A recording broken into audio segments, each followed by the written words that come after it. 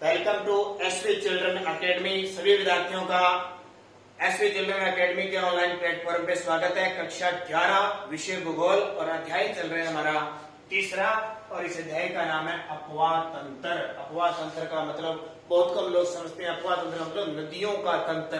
अपवाह जो नदी होती है, एक नदी होती है, एक नदी का जल हमेशा किसी पहाड़ से किसी झील से निकलेगा। इस पहाड़ से नदी निकली, जब इस पहाड़ से नदी निकलती है, नदी को कुछ पता नहीं होता किधर जाना है, लेकिन जिस जिस तरफ से ढाल आती रहती है, ढाल के किनारे नदी चलती रहती है। चलती जिस तरफ नीचा स्थान होगा वहां नदी का जल क्या है, गिरता जाएगा, वो नदी हो गया। अब अपवाह तंत्र क्या होता है, तो निश्चित वाहिकाओं के माध्यम से हो रहे, निश्चित वाहिकाओं के माध्यम से हो रहे, निश्चित वाहिकाओं के माध्यम से हो रहे जल प्रवाह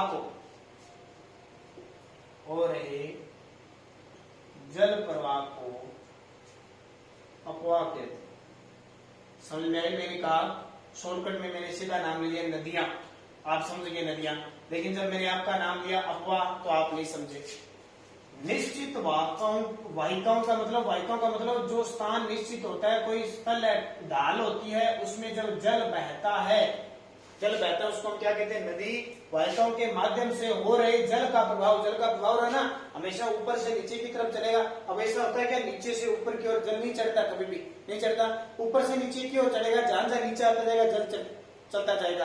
कोई सड़क तो है नहीं, जल सड़क होगी उसके किनारे जाएगी। तो निश्चित माध्यम से हो रहे जल प्रवाह को अपवाह तंत्र कहते हैं, और इसमें बहुत सारा नदी तंत्र जल प्रवाह मिल जाते हैं, तो उसे कहते हैं अपवाह तंत्र। बहुत सारे जल प्रवाह के मिलने से। कैसे? देखो, ये नदी गई, इस नदी के यहां से एक नदी आई, इस नदी में मिल गई, यहां से कोई नदी आई, इसमें मिल गई, यहां से कोई नदी आई, इसमें मिल गई, यहां से कोई नदी आई, इसमें मिल गई, इस नदी में एक दूसरी नदी मिल गई, इस नदी में दूसरी नदी, इस नदी में दूसरी नदी, तीसरी, ऐसी नदियां मिलती जाती है इस तरह। तो ये क्या बन गया, अपवाह तंत्र बन गया, जल प्रवाह का एक तंत्र बन गया। कितना बड़ा, देखो अब एक उदाहरण बताता हूं, फिर आप शायद उससे समझ जाओगे। हमारी नदी नाम सुना आपने, गंगा नदी नाम सुना ना, गंगा नदी राजस्थान की, हमारे देश की सबसे बड़ी नदी कौन सी है, गंगा नदी। आगे हम गंगा नदी के बारे में पढ़ेंगे इस पाठ में। देखो, गंगोत्री से गंगा निकली गंगोत्री से, और इन राज्यों में बहती हुई और कहाँ जाती है, बंगाल की खाड़ी में चली जाती है। मैंने आपको बताया था, बंगाल की खाड़ी में यहां तक गई, अब तक यहां गई है। देखो, उत्तराखंड से निकलती है ये, फिर उत्तर प्रदेश में बहती है, बिहार में बहती है, झारखंड में बहती है, और पश्चिम बंगाल में बहती है। इतने राज्यों में बहती। इसी के पास है यमुनोत्री है, यमुनोत्री से कौन सी नदी निकलती है, यमुना। ये यूपी में जाके मिल जाती है। ये कौन सी होगी, यमुना हो गई, और ये होगी गंगा। दो, गंगा नदी इधर से आती है, ब्रह्मपुत्र नदी चीन से आती है, ब्रह्मपुत्र नदी उसमें मिल जाती है, और फिर बंगाल की खाड़ी में दोनों जाके इकट्ठी मिलती है। किस नदी में, ब्रह्मपुत्र में। मैं नदियों का जाल बना रहा हूं। देखो, गंगा में यमुना मिली, यमुना और गंगा दोनों मिलकर किसमें, ब्रह्मपुत्र, और ब्रह्मपुत्र तीनों जाके बंगाल की खाड़ी में गए। इधर हमारे राजस्थान से एक नदी आती है, चंबल नदी, यमुना में जाके मिल गई। कौन सी नदी, चंबल नदी मिली कि नहीं? इस चंबल नदी में हमारे यहाँ राजस्थान से एक नदी निकली जिसका नाम है बनास नदी, बनास मिली कि नहीं? इस बनास में एक नदी आती है, यहां से बेड़ज नदी मिल गई। देखो कितना अपवाह हो गया। बेड़ज का जल बनास में गया, बनास का जल चंबल में गया, चंबल का जल यमुना में गया, यमुना का जल गंगा में गया, और गंगा का जल ब्रह्मपुत्र में गया, और ब्रह्मपुत्र और दोनों मिलकर बंगाल की खाड़ी में, समुद्र में चला गया। ये अपवाह तंत्र है कि नहीं? अभी तो मैंने छोटी छोटी बताई है, गंगा में सोन, घाघरा, गंडक, कोसी, पता नहीं कितनी 50 नदियां मिलेगी, यमुना में पता नहीं कितनी नदियां मिलेगी, चंबल में पता नहीं कितनी नदियां मिलेगी, ब्रह्मपुत्र में पता नहीं कितनी नदियां मिलेगी। इतना बड़ा अपवाह तंत्र हो जाता है, इतना बड़ा नदियों का जाल बिछ जाता है, उसको क्या कहते हैं? अपवाह तंत्र कहा जाता है। इसको कहते हैं नदी द्रोण कहा जाता है। नदी द्रोण, जब बड़ी नदियों का द्रोण मुख कह दो या द्रोण कह दो सीधा, जब बड़े जाल बिछता है तो उसको नदी द्रोण मुख या अपवाह तंत्र कहते हैं। अभी मैं सारी चर्चा करूंगा अलग अलग नदियों की, ठीक है। अभी मैं सिर्फ आपको बता रहा हूं कि अपवाह तंत्र का सिस्टम, तो समझ में आ गया कि जहां तक है ये अपवाह तंत्र किससे कहते हैं? निश्चित प्रवाह में एक वाहिकाओं के द्वारा जो जल जाता है उसको क्या कहा जाता है? अपवाह तंत्र कहा जाता है। ये बात समझ में आ गई। अब आगे की चर्चा देखते हैं, ठीक है। तो ये अपवाह तंत्र तीसरे पार्ट का पहला पार्ट हो जाएगा आपका पार्ट पर। आगे देखिए क्या चीज है, जल ग्रहण वगैरह आप चीजें समझ गए होंगे सारी, अपवाह तंत्र, वृक्षाकार, अलग अलग रूप में। तो दो चीजें मैंने अभी बताई थी आपको, नदी द्रोण, नदी द्रोण बता दी, जो बड़ी नदियों का अपवाह तंत्र है नदी द्रोण, और छोटी नदियों का होता है उसको जल संभर कहते हैं, ठीक है। झील वगैरह हो सकता है, एक झील है उसमें छोटी नदी जाके गिरी, छोटी नदी में छोटी नदी जाके गिरी, वो तो है जल संभर। और नदी द्रोण क्या होता है? बड़ी नदियों का आपस में मिलना नदी द्रोण होता है। अब बात है कि हमारे भारत में अपवाह तंत्र कितने प्रकार का है?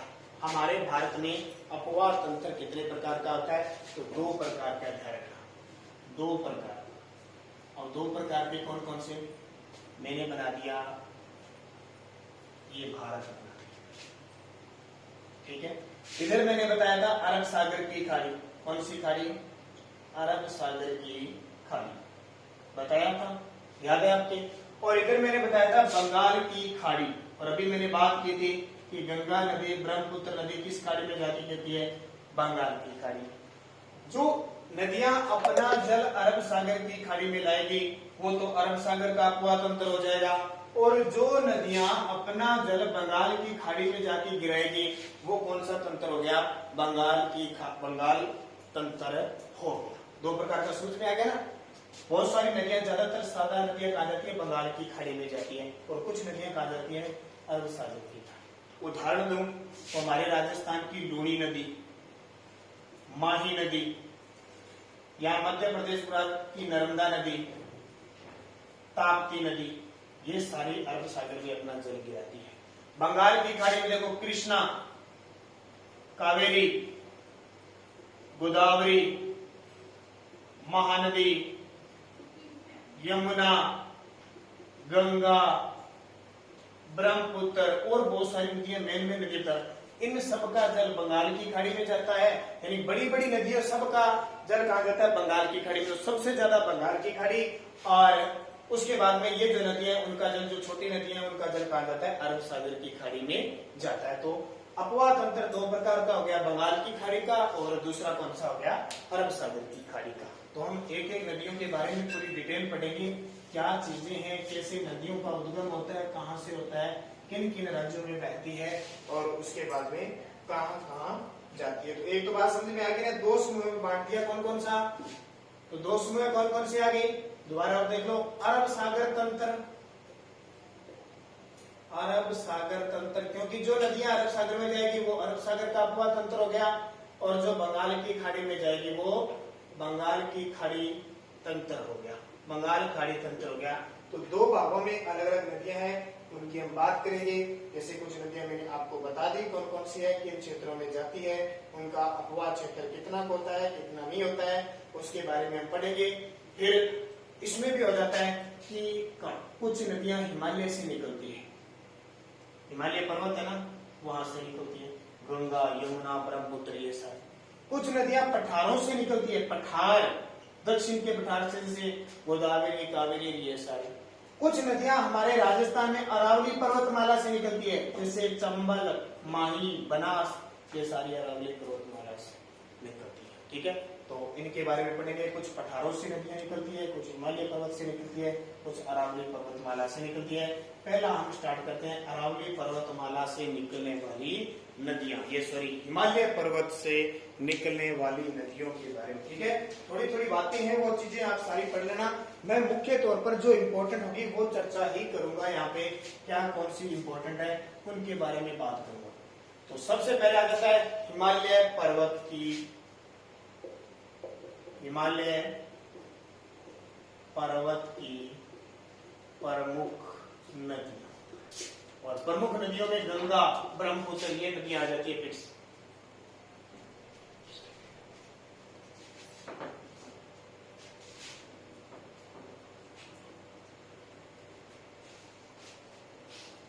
हिमालय पर्वत की प्रमुख नदियां, ठीक है।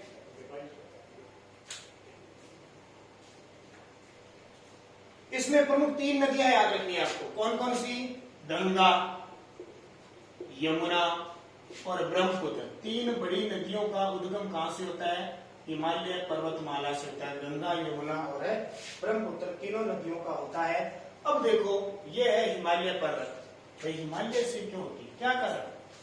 आपसे पूछे कभी भी कि भारत में जो ठंडी हवाएं आती है, शीतलहर, उससे रक्षा कौन करता है? हिमालय पर्वत। और हिमालय पर्वत को सीधा पर्वत नहीं है, एक पर्वत खड़ा हुआ, यानी इसके पीछे पता नहीं कितने पर्वत है, कोई अंदाजा ही नहीं, पता नहीं कितने किलोमीटर में ये फैला हुआ है। और ये आगे आगे वाला जो हमने पढ़ा था ना, कश्मीर हिमालय, हिमाचल हिमालय, उत्तरांचल हिमालय, फिर हमने पढ़ा था सिक्किम हिमालय और अरुणाचल हिमालय, ये तो हमारे भारत के अंदर है। इतना ज्यादा यहाँ बर्फबारी नहीं होती है। इससे ऊपर जो महान हिमालय, हमने पढ़ा था ना, महान हिमालय, मध्य हिमालय और शिवालिक हिमालय, 3 पढ़े थे।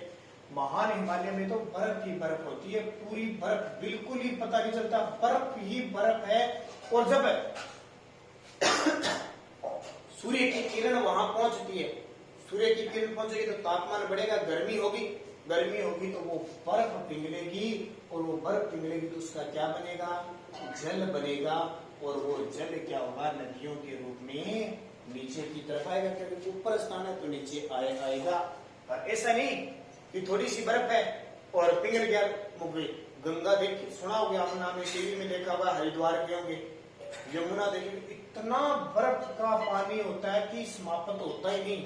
ब्रह्मपुत्र तो इससे भी ज्यादा है। यमुना, गंगा में यानी ऊपर से इतना बर्फ पिघल के पानी आता है कि बाढ़ तक आ जाती है, ध्यान रखना। और इस समय तो गंगा वगैरह में इतना जल है कि बाढ़ आने की संभावना हुई है। तो वो हिमालय की नदियां, हम उनके बारे में पढ़ेंगे। ध्यान रखना, बर्फ पिघले और वर्षण दोनों पर निर्भर है, और ये नदियां गहरे महाखंडों से गुजरती है।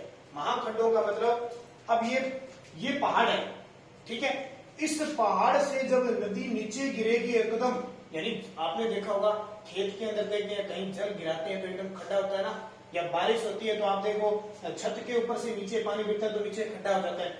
अब वो तो पानी कितना आ गया, देखो ये नदियां होती है, पता नहीं कितनी दूर तक नदियां होती है, इतना इनका विशाल जल होता है कि नीचे गिरती है तो खड्डा बन जाता है बहुत ही बड़ा। पहले उस खड्डे में पानी आता है, फिर आगे होता है। महागड्ढों का, महागड्ढों का निर्माण ये नदियां करती है, महाखड्डों का, ठीक है। और पत्थर देखे होंगे, आपका कमरा है ना, आपका कमरा, उतने इससे भी बड़े बड़े पत्थर क्या होते हैं, ये नदियां अपने साथ में लुढ़का के लेके आती है। मान लो ये हिमालय से नदी निकली, यानी हमारा जो घर में मानो कमरा, मान लो कमरे जितने इतने बड़े पत्थर होते हैं वो लुढ़का के यहाँ से लाती है, ऐसे लाती वो पत्थर लुढ़कते हैं ना, तो घिस जाते हैं, घिसते कोई तो टूट जाते हैं, कोई छोटे होते जाते हैं, और लास्ट में ये कंकड़ पत्थर के रूप में नीचे आते हैं। इतना विशाल जल होता है इनका कि पत्थरों को साथ में लेके आ जाते हैं।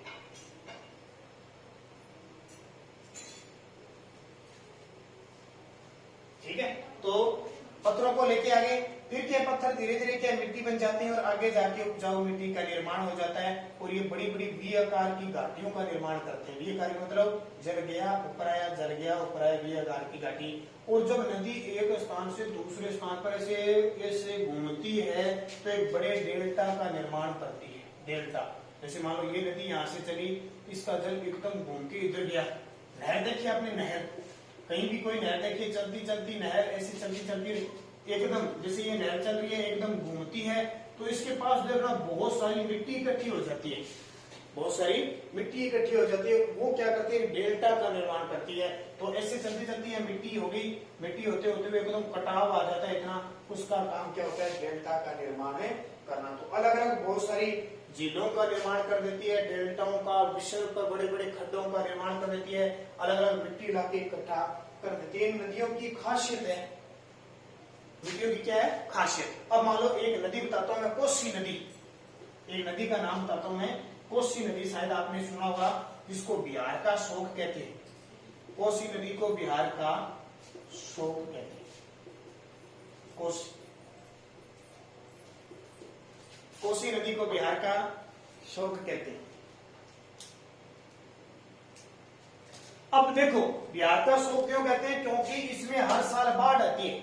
कोसी नदी में क्या आती है, अब बाढ़ आने का कारण देखो क्या होता है, यहां से ये नदी निकली, ठीक है, ये वैसे इधर से नेपाल की तरफ से आती है, और ये बिहार राज्य हो गया, ये नदी आ गई बिहार के अंदर जाके, और बिहार के अंदर जाके इधर से क्या है, ये गंगा में मिलती है। अब इस नदी की खासियत पता है, ये ऊपर हिमालय से आती है ना, ये पर्वतों से आती है, तो साथ में इतने कंकड़ पत्थर रेत लेके आती है कि वो रेत साथ साथ में घुलता रहता है। अब ऐसे तभी नदियों का जैसे हम गिलास भर के पानी पीते हैं वैसा है, वैसा तो नहीं होगा, कंकड़ पत्थर धुंधला। अब आज नहरों में आप पानी देखना, कितना गंदा पानी है, पानी बारिश का है, वो साथ में कंकड़ पर घास फूस है। नदी आई और नदी आती गई, वो अपने साथ कंकड़ पत्थर लाती गई और यहाँ जमा करती गई, एक बार छोड़ती है, यहाँ पर छोड़ती गई, वैसे क्या ढेर बनता गया, ढेर बनता गया। एक समय ऐसा आया कि रास्ता बंद हो जाता है नदी के पानी जाने का, रास्ता बंद हो जाता है। अब ये बिहार रह गया, ठीक है, यहाँ इतना और मान लो बिहार, अब ये रास्ता बंद हो गया, पानी यहाँ आता रहेगा, ठोकर लगेगी पानी की, और यहाँ पानी इकट्ठा हो जाएगा इधर उधर के, जो शहरों में जाएगा, फिर यहाँ बाढ़ आएगी, तबाही मचेगी ना, तबाही मचेगी तो लोगों के घर उजड़ जाएंगे, लोग मर जाएंगे, महामारी फैल जाएंगे, इसलिए इसको बिहार का शोक कहा जाता है। क्यों, कारण क्या है कि कई नदियां इसमें अपने साल इतने कंकड़ पत्थर लेके आती है, मिट्टी लेके आती है, कोई इसमें जमा करती रहती है, और एक समय ऐसा आता है वो जमा करते करते क्या कर देती है, एक जगह रुकावट पैदा कर जाती है, जिससे पानी को टकराव होता है और पूरे शहर में फैल जाता है, वहां क्या आ जाती है, बाढ़ आ जाती है। तो बाकी चर्चा हम कल के वीडियो में करेंगे आगे। जिस जिस नदी की बात की जाती है, कौन कौन सी हिमालय पर्वत से नदियां निकलती है, कौन कौन से तंत्र है, उनके बारे में चर्चा करेंगे।